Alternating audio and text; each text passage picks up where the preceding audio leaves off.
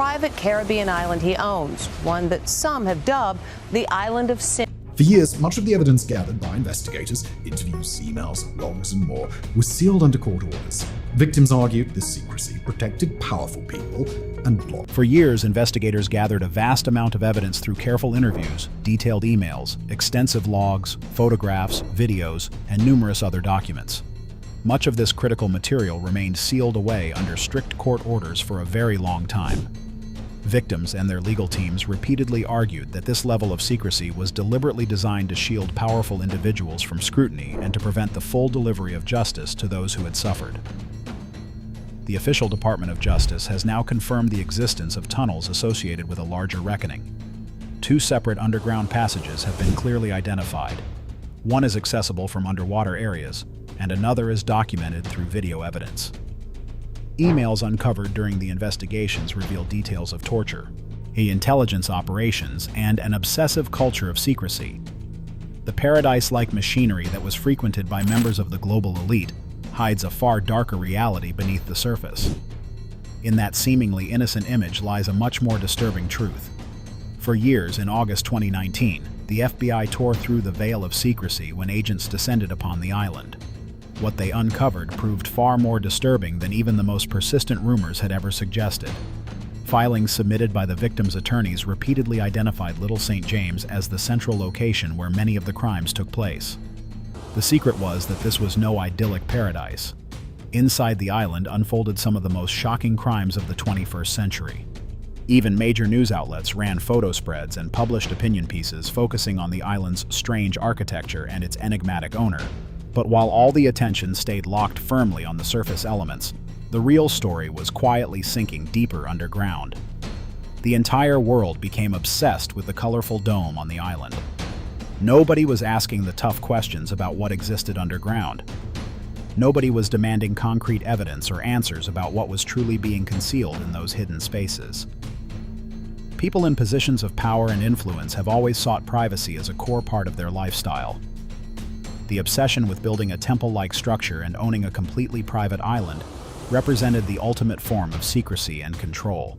Our property records clearly show that the island had previously belonged to a venture capitalist, yet it remained largely undeveloped for a significant period. As the investigation continued to pull back the layers under official direction, a dramatic transformation came into view. Millions upon millions of dollars were poured into shaping the terrain, importing thousands of mature trees to create an instant lush environment, and constructing an extensive network of stone-paved paths and volumes that overwhelmed the main residence areas. The sprawling colonial-style villa complex was expanded significantly to include a massive library, multiple reception rooms that opened onto sweeping ocean views, and numerous other luxurious amenities. Throughout the first decade of the 21st century, hence the island functioned precisely as its public image suggested on the surface. It operated as a gathering place for intellectual and political elites from around the world. Architectural and lifestyle magazines at the time praised the owner's refined aesthetic taste in glowing terms. The guests who arrived on the island were not obscure figures who passed through unnoticed. They included Nobel Prize winners, members of influential messages, renowned theoretical minds, and many other highly respected academic and social figures. The first time the government openly acknowledged the court beneath Little St. James, attached to the same presence of such highly respected academic and social figures, created a powerful aura of credibility around the entire island operation. An unconventional logic suggested that a place hosting some of humanity's brightest minds, where discussions ranged freely from quantum physics to the origins of the universe and the future of biology, must surely be a sanctuary of enlightenment and progress. The archive does not provide easy answers, but security measures and controls were explained away as essential for privacy and protection. Evidence begins right here with an active memo and a photograph that inspire a quiet sitting, as someone on the contrary myth of the island cultivated the image of a Department of Justice arch of science who used his immense wealth to create spaces for profound intellectual conversations. There were no obvious signs visible on the surface at first glance. Private jets would land at nearby airstrips, and guests were ferried to the island by helicopter or luxury boats, following the familiar ritual of an exclusive resort experience. The perfection of this carefully maintained facade was complete, including elements like laying hard flooring beneath a Caribbean island setting. Observers who examined the island more closely through satellite imagery and from distant vantage points began to notice unsettling irregularities that defied simple explanations. The anomaly did not lie in any lack of comfort or luxury. Instead, the presence of certain structures defied the basic logic of a peaceful retreat. No photographs accompanied some of the descriptions, and they only heightened the demand to recognize traditions associated with religious architecture. File names and references added layers of mystery. As even more puzzling was the entrance itself. Large double wooden doors stood intricately carved, yet they were blocked by a low barrier through the main doorway, making passage impossible in a conventional sense. Surrounding the building were golden owl statues, a symbol found in Greek mythology representing Athena, or, depending on the interpretation, something more ominous tied to ancient rituals. Out of the tropical landscape, forensic auditors and specialists examined the scene. How would an American financier of Jewish heritage who publicly portrayed himself as a religious devotee construct something like this in the most remote corner? Explanations suggested it was forming an unmistakable shape that revealed yet another gradual slope. Water pressed against smooth epoxy walls at the far end, and a metallic hatch shut tightly against external access. GPS coordinates embedded in the video matched down to the decimal point from above. The tunnel is no longer merely a theory. Local research confirms it is beyond dispute. The story does not end there. The term charged with the evidence about expanded operators were warned never to discuss certain elements.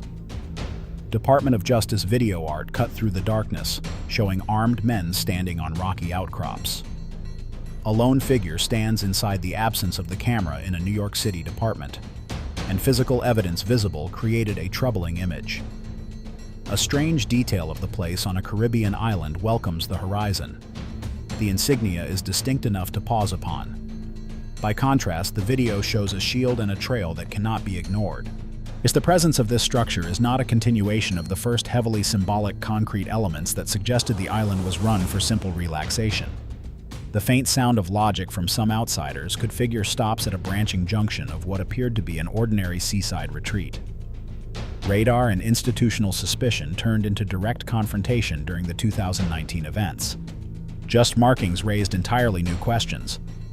The Federal Bureau of Investigation and Environmental Protection teams conducted a large-scale raid on Little St. James. This was no longer a casual visit or a simple construction check. Nothing could match the foundation of federal law enforcement entering a domain that had been tightly guarded for decades. Official investigation captured FBI agents in tactical gear within seconds of arrival. And the scale of the underground network was not merely scattered tunnels buried inside Department of Justice documents. The infrastructure was designed independently from the outside world, complete with contempt warnings and legal qualifiers surrounding the words themselves. Investigators discovered an industrial-scale desalination plant capable of supplying fresh water for hundreds of people over an extended period without any reliance on the mainland supply. High-capacity generators were buried underground and linked to a private telecommunications network that ensured constant connectivity, while remaining completely beyond the oversight of local services.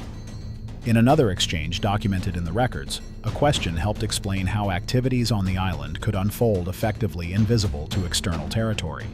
Data gathered from on-site records, cross-referenced with flight logs of the plane registered widely known as the Lolita Express, began to reveal a chilling logistical pattern. The flights did not move at random. They linked New York, Palm Beach, and other key locations with precision. These words sit alongside logistics updates and maintenance requests for passengers transferred to helicopters or high-speed boats. The archive does not always identify who is speaking, but the presence of these lines inside official government files raises the stakes in a way that cannot be easily set aside. The tunnels are no longer just a question of hidden passages or concealed doorways. They are corridors running parallel to threats, to suffering, and even to the possibility of murder. And all of it is documented in language that demands real answers from those responsible.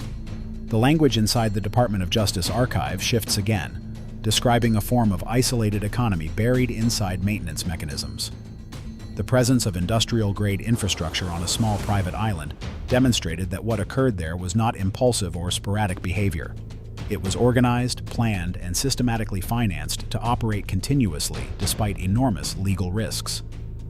The industrialization of depravity became evident as agents and forensic specialists moved deeper into the buildings.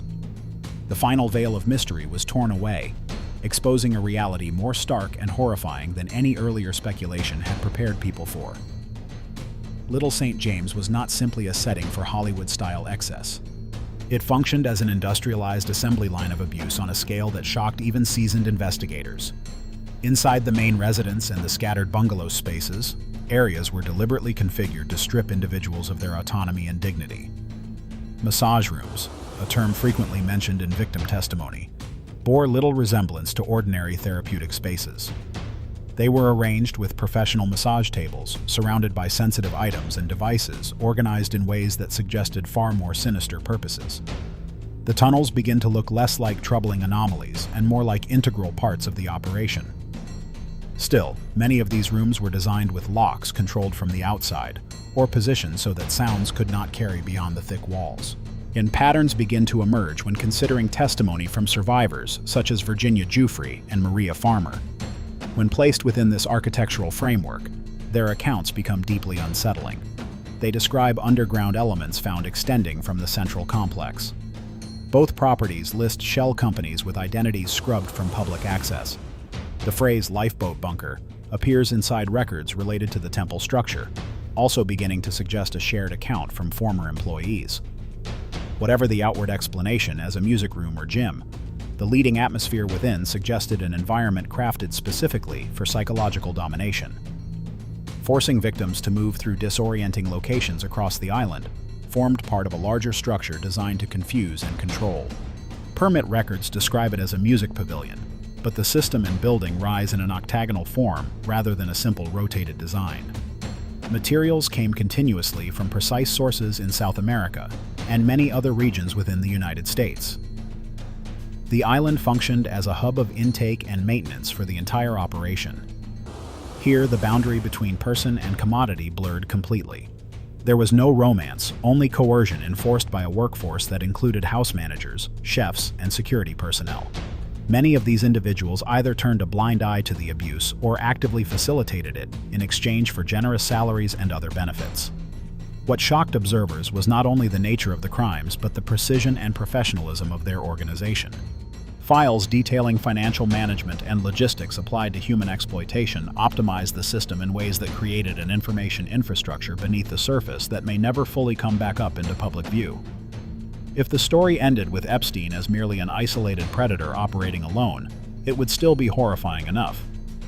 But the evidence points to something far more extensive, involving networks of complicity that stretched across continents and touched the highest levels of society.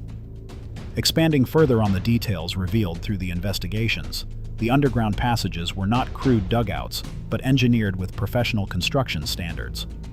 Concrete walls reinforced with steel, ventilation systems that maintained air quality, and electrical wiring capable of supporting advanced monitoring equipment all indicate long-term planning.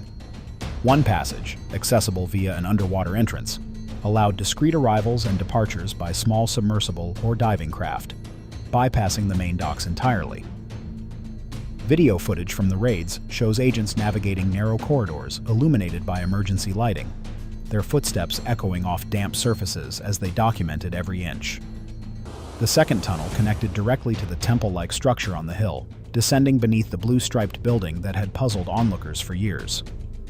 This connection allowed movement between the main villa complex and the more remote areas without ever appearing on the surface paths.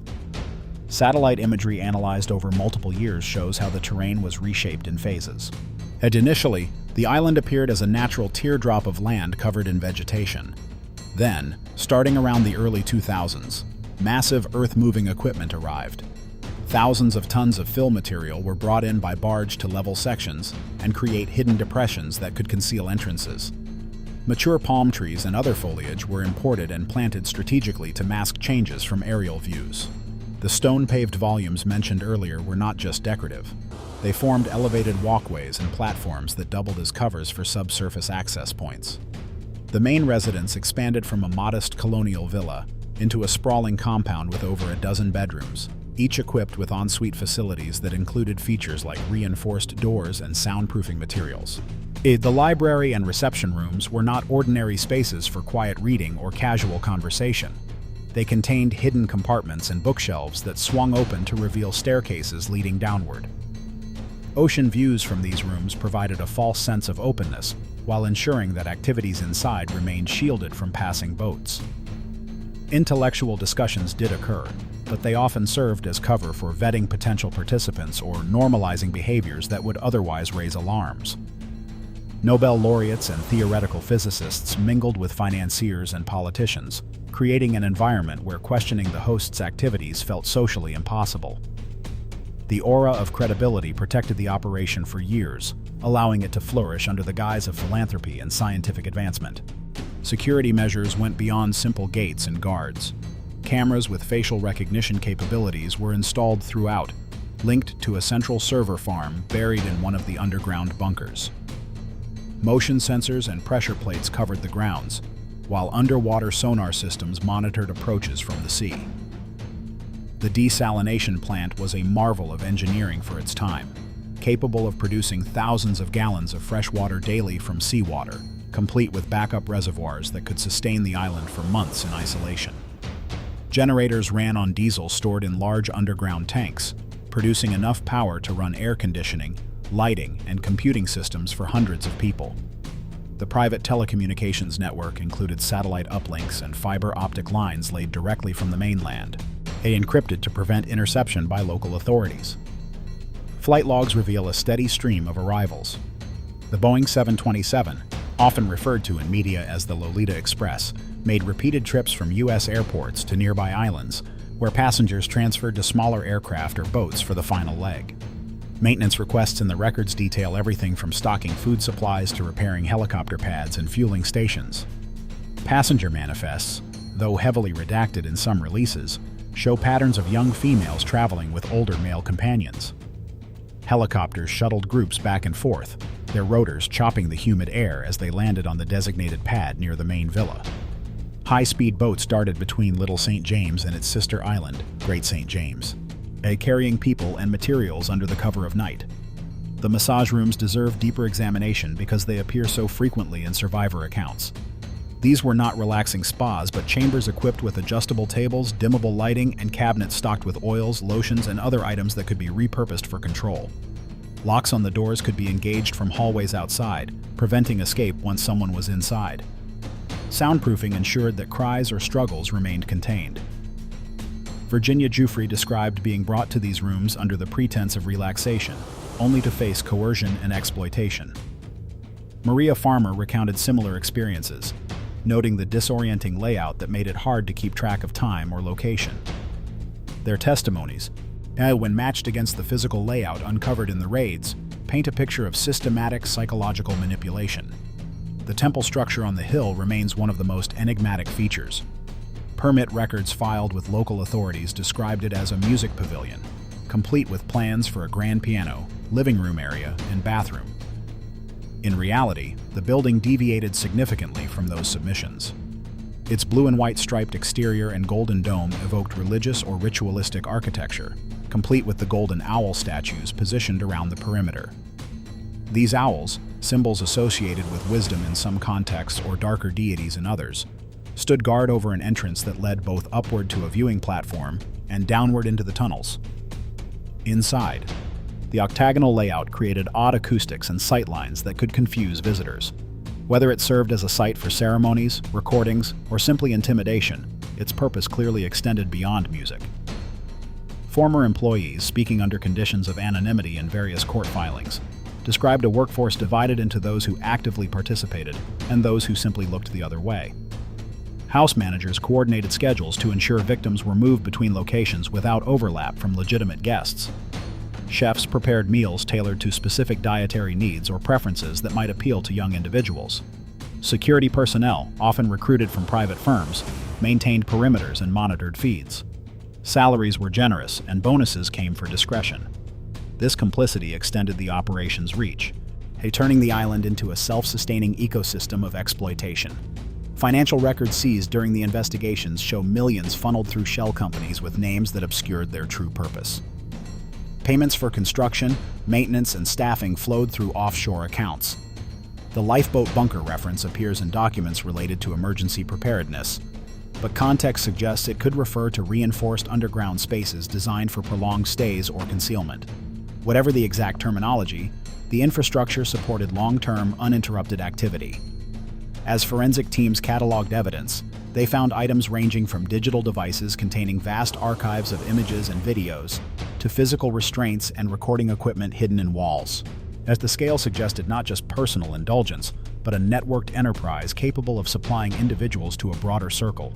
The possibility of murder, though not conclusively proven in every case, lingers in the language of some reports where disappearances or sudden departures are noted without satisfactory explanation. Tunnels could have facilitated the movement of bodies or evidence away from the main areas, reducing the risk of discovery. The 2019 FBI raid marked a turning point. Agents in tactical gear swarmed the island, securing the villa, the temple, and the outbuildings within minutes. They breached locked doors, descended into underground spaces, and documented everything with body cameras and forensic photography. Videos from the operation show the moment agents discovered the metallic hatch leading to one tunnel, its epoxy-coated walls gleaming under flashlight beams. Another team located the underwater access point, confirming theories that had circulated for years. The raid yielded computers, hard drives, and paper files that filled multiple shipping containers when removed. In the years following, releases of Department of Justice documents have gradually peeled back more layers. Emails between staff discuss guests in coded terms. Maintenance logs mention repairs to tunnel lighting and ventilation after heavy use. Cross-referencing with victim statements reveals timelines where flights coincided with periods of reported abuse.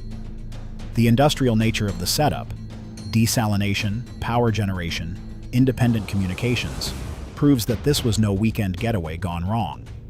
It was a purpose-built facility engineered for secrecy and sustained operation. Survivors like Virginia Jeffrey have spoken publicly about the fear and isolation they experienced. Transported to the island under false pretenses, they found themselves trapped in a paradise that masked hellish conditions. Maria Farmer's early reports to authorities in the 1990s went largely unheeded, allowing the operation to continue and expand. Their courage in coming forward helped build the case that eventually led to raids and arrests, though many questions remain unanswered about the full extent of involvement by others. The obsession with privacy that drew powerful people to the island ultimately contributed to its exposure. Satellite images, flight tracking data, and leaked documents created a digital trail that investigators could follow. What began as rumors of strange architecture grew into confirmed evidence of underground networks and systematic abuse. The Golden Dome, once a curiosity, now symbolizes the hubris of those who believed they could operate above the law. Expanding even further, consider the human cost beyond the immediate victims. Families torn apart, lives derailed, and a generation of young people whose trust in authority was shattered. The global elite who visited may claim ignorance, but the architecture itself, locks on the outside of rooms, soundproofed spaces, hidden tunnels, suggests awareness at some level was unavoidable for anyone spending significant time there. Intellectual conversations about physics or biology took place alongside logistics for exploitation, creating a cognitive dissonance that protected the system. And the underwater tunnel adds another dimension of intrigue. Accessible only by those with diving equipment or small submersibles, it allowed for arrivals that left no trace on the main docks or helicopter pad. Video evidence shows clear signs of use, with scuff marks on walls and disturbed sediment at the entrance. GPS data from the raid matches coordinates precisely, confirming its location and extent. This passage could have served multiple purposes: smuggling contraband, moving individuals discreetly, or providing an escape route in emergencies. The second tunnel, linked to the temple, features a gradual slope with smooth walls that prevent easy climbing. At its end, the metallic hatch requires specific tools or codes to open, indicating restricted access even among island staff. Inside the branching junctions, WUS investigators found side rooms stocked with supplies, water, non-perishable food, medical kits, suggesting they could function as safe havens or holding areas. The faint sounds captured in some recordings, possibly voices or machinery, add to the eerie atmosphere. Construction details reveal international sourcing. Stone for paving came from quarries in South America, while electrical components originated from U.S. suppliers. This global supply chain mirrored the international network of associates and visitors. The octagonal temple design, with its precise angles, creates visual illusions that disorient those inside, making it harder to navigate or remember exact layouts.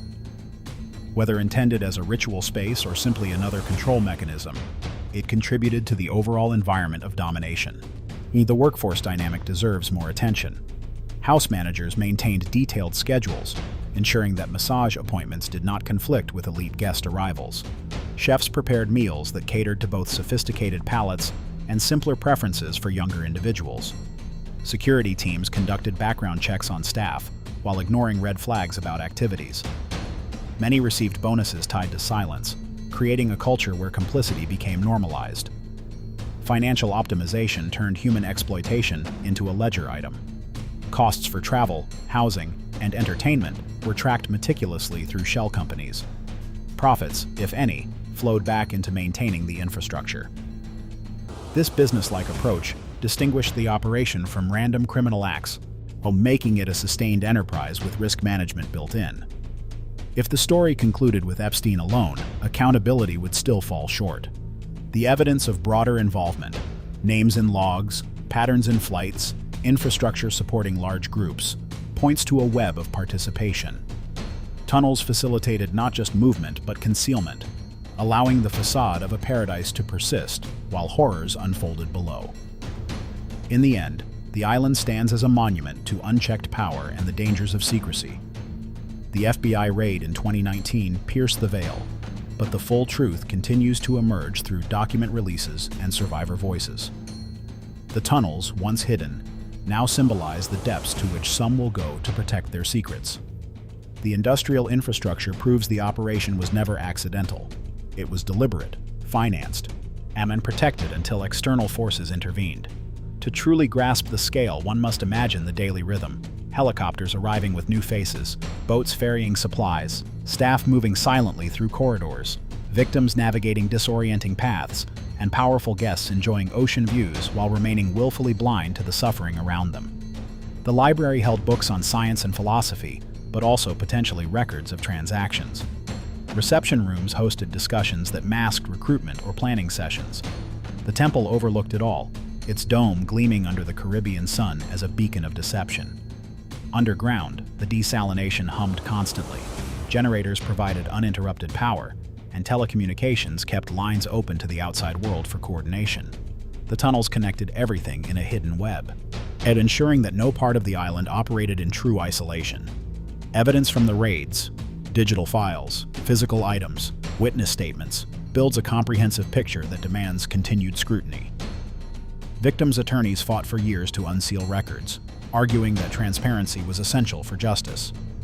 Their efforts, combined with official investigations, have brought forward details that rewrite the narrative from one of isolated deviance to systemic failure.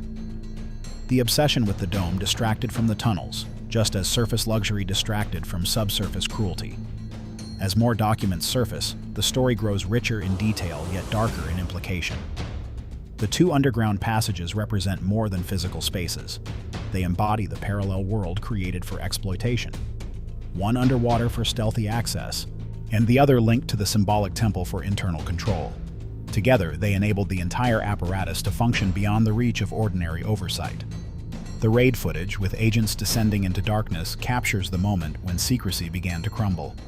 Armed figures on rocky outcrops secured perimeters while others documented the interiors. The lone figure in some images, perhaps a suspect or witness, adds a human element to the mechanical precision of the setup.